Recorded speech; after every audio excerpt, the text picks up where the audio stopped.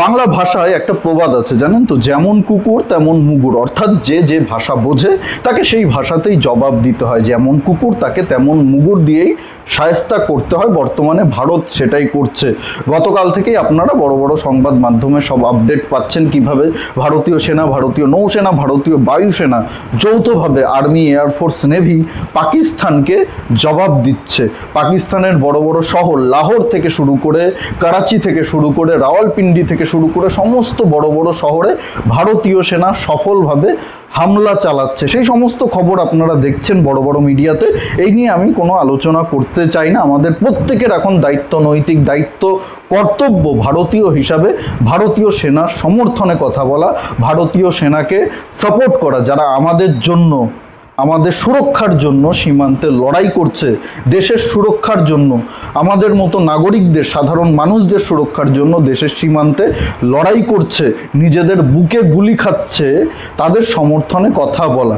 কিন্তু আজকে একটা ফেসবুক পোস্ট আমার চোখে পড়লো, সকালবেলায় ফেসবুক স্ক্রল করতে করতে একটা পোস্ট চোখে পড়লো।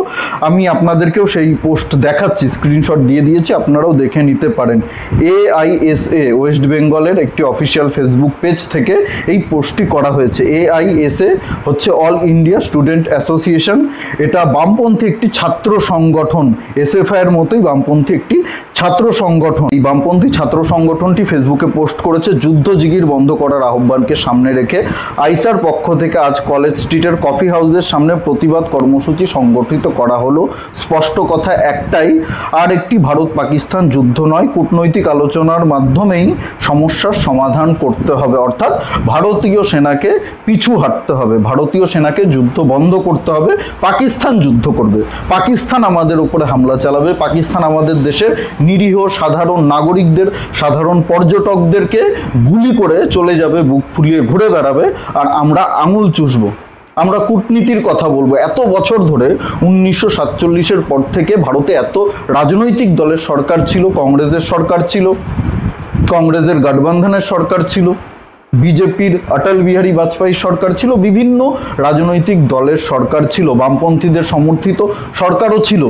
তারা তো কূটনীতির মাধ্যমে অনেক চেষ্টাই করেছে। মুরারজি দেশাই থেকে শুরু করে, লাল বাহাদুর শাস্ত্রী থেকে শুরু করে, ইন্দিরা গান্ধী, জওহরলাল নেহরু, সেই 1947 থেকে ভারতের স্বাধীনতার পর থেকে, যেদিন থেকে পাকিস্তানের জন্ম হয়েছে, সেদিন থেকেই আমরা কূটনৈতিক মাধ্যমে চেষ্টা করছি যাতে এই সমস্যা সমাধান হয়, কিন্তু সেটা হয়নি। আমরা বারবার দেখেছি, আমরা যতই কূটনীতির মাধ্যমে এই সমস্যা সমাধান করার চেষ্টা করেছি, ততই পাকিস্তান আমাদেরকে দুর্বল ভেবেছে, যার জন্য 2008 সালে মুম্বাইয়ে হামলা চালিয়েছিল। এগুলো নিয়ে এই বামপন্থী ছাত্র সংগঠনরা কোনো কথা বলে না, এই কমিউনিস্টরা কোনো কথা বলে না। পাকিস্তান আমাদের উপরে হামলা করলে আমরা চুপচাপ বসে থাকবো না। আমরা পাকিস্তানকে পাকিস্তানের ভাষাতেই জবাব দেব, যেভাবে ভারতীয় সেনা জবাব দিচ্ছে, যেভাবে Indian army, Indian air force, Indian navy জবাব দিচ্ছে, আমরা সেভাবেই জবাব দেব। এবং আমরা সবাই, প্রত্যেকটি নাগরিক, এই কমিউনিস্টদেরকে আমরা ভারতীয় নাগরিক হিসাবে মনে করি না। এইসব যে ছাত্র বলে নিজেদেরকে দাবি করছে, যাদেরকে আপনারা দেখছেন, যারা এই যে প্ল্যাকার্ড হাতে নিয়ে, পোস্টার হাতে নিয়ে দাঁড়িয়ে রয়েছে যে যুদ্ধ বন্ধ করতে হবে, পাকিস্তানের পক্ষে কথা বলছে, এদেরকে আমি ভারতীয় নাগরিক বলে মনে করি না। এরা ভারতীয় নাগরিক হতে পারে না যারা এই পরিস্থিতিতে ভারতীয় সেনাকে সমর্থন করছে না, ভারতীয় সেনার পক্ষে কথা বলছে না, যারা চাইছে ভারতীয় সেনা হেঁটে আসুক, পিছু হাঁটুক ভারতীয় সেনা, যুদ্ধ বন্ধ করে দিয়ে পালিয়ে চলে আসুক, তারা কোনোদিনই ভারতীয় হতে পারে না, কোনোদিনই না। এদেরকে আমি ভারতীয় বলে মনে করি না। এরা এই নোংরামিগুলো করছে, আমি মনে করি এদের বিরুদ্ধে কঠোর পদক্ষেপ নেওয়ার সময় এসেছে। অবশ্যই বাক স্বাধীনতা সকলের রয়েছে, আমরা সবাই নিজের মতামত প্রকাশ করতেই পারি, কিন্তু এই কঠিন সময়ে যখন ভারত পাকিস্তানের মধ্যে একটা যুদ্ধ শুরু হয়ে গেছে, পাকিস্তান আমাদের সামরিক ঘাঁটিগুলোকে লক্ষ্য করে, আমরা কিন্তু পাকিস্তানের সামরিক ঘাঁটিগুলোকে লক্ষ্য করে প্রথমে কোনো হামলা চালাইনি। পাকিস্তানের ভেতরে যে সমস্ত জঙ্গি সংগঠনগুলো রয়েছে, জঙ্গি ঘাঁটিগুলো রয়েছে, জঙ্গি লঞ্চ প্যাডগুলো রয়েছে, যেখানে জঙ্গিদের পাকিস্তান সেনাবাহিনী, পাকিস্তানের ISI, পাকিস্তানের রাজনৈতিক দলগুলো, পাকিস্তানের সাধারণ জনগণ ট্রেনিং দিচ্ছে, জঙ্গিদেরকে তৈরি করছে, সেই জঙ্গি ফ্যাক্টরিগুলোতে ভারতীয় সেনা আক্রমণ চালিয়েছিল। ভারতীয় সেনা পাকিস্তানি সেনাবাহিনীর ওপরে বা কোনো সেনাবাহিনীর পরিকাঠামোর ওপরে কিন্তু প্রথমে হামলা চালায়নি। এটা আপনাদের সবাইকে মনে রাখতে হবে। এই কাজটা করেছে পাকিস্তান। পাকিস্তান আমাদের দেশের 15টি সেনাঘাঁটি লক্ষ্য করে হামলা চালিয়েছিল, যদিও আমরা সেই হামলাকে প্রতিহত করে দিয়েছি।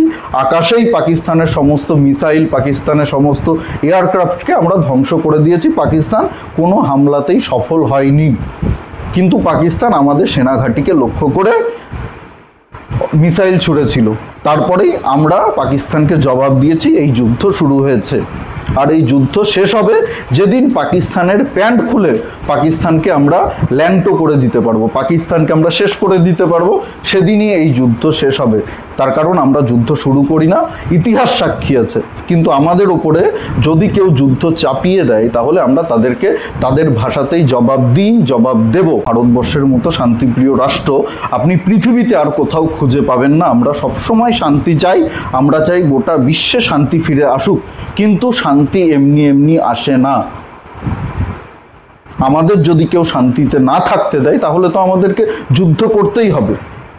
শান্তিকে চিরস্থায়ী করার জন্য, যাতে সবসময় ভারতবর্ষে শান্তি বজায় থাকে, যাতে ভারতবর্ষের কোনো নাগরিক কাশ্মীরে গিয়ে আবার এরকম আক্রমণের শিকার না হয়, যাতে আবার কোনো পাকিস্তানি টেররিস্ট, পাকিস্তানি জঙ্গি আমাদের দেশে ঢুকে আমাদের দেশের নিরীহ নাগরিকদেরকে হত্যা না করতে পারে, সেই জন্যই আজকে আমাদেরকে যুদ্ধে জড়াতে হয়েছে। আমরা যুদ্ধে জড়াতে চাইনি, যুদ্ধ করার মানসিকতা আমাদের কোনোদিনই ছিল না। কিন্তু যদি আমাদেরকে কেউ খুঁচিয়ে যুদ্ধ করার জন্য উস্কে দেয়, আমরা ছেড়ে কথা বলবো না। এটা ইতিহাস, ভারতবর্ষের ইতিহাস। আর এই ইতিহাসকে যারা অস্বীকার করে তারা ভারতীয় নাগরিক হতে পারে না। যারা ভারতীয় সেনার সমর্থনে থাকে না এই মুহূর্তে, এই কঠিন পরিস্থিতিতে, তারা ভারতীয় নাগরিক হতে পারে না।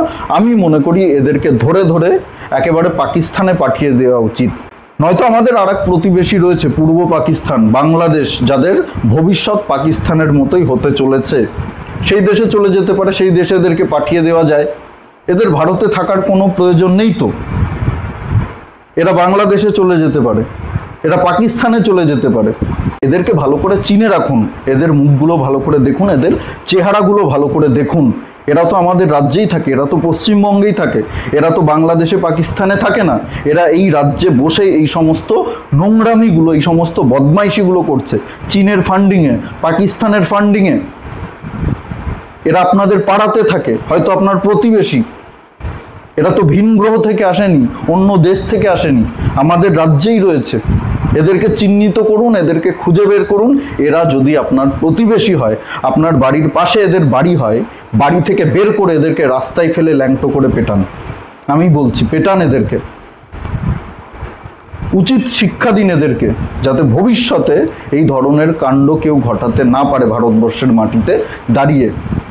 ভারতের জন্য শুধু ভারতীয় সেনা লড়াই করবে, ভারতীয় সেনা গুলি খাবে, এটা তো হতে পারে না। আমাদেরও কিছু দায়িত্ব আছে, আমাদেরও কিছু কর্তব্য আছে। দেশের বাইরের শত্রুদের সঙ্গে ভারতীয় সেনা লড়াই করবে, ভারতীয় বায়ুসেনা, ভারতীয় নৌসেনা লড়াই করবে। তারা বুঝে নেবে দেশের বাইরে যেসব শত্রু আছে তাদেরকে বুঝে নেবে। কিন্তু দেশের ভেতরে এই যে সমস্ত শত্রু, যারা ভারতে থেকে, ভারতে খেয়ে ভারতীয় সেনার বিরুদ্ধে বলছে, যারা চাইছে ভারতীয় সেনা পিছু হাঁটুক, এদেরকে খুঁজে বের করুন, এদেরকে চিহ্নিত করুন, এদেরকে রাস্তায় ফেলে পেটান। আপনাদের প্রত্যেককে অনুরোধ করছি, ভিডিওটি প্রচুর পরিমাণে শেয়ার করুন, বন্ধুদের সঙ্গে, আত্মীয় স্বজন, পরিবার পরিজন যারা রয়েছেন আপনাদের সকলের সঙ্গে শেয়ার করুন, যাতে এদেরকে খুঁজে পাওয়া যায়, এদেরকে চিহ্নিত করা যায়।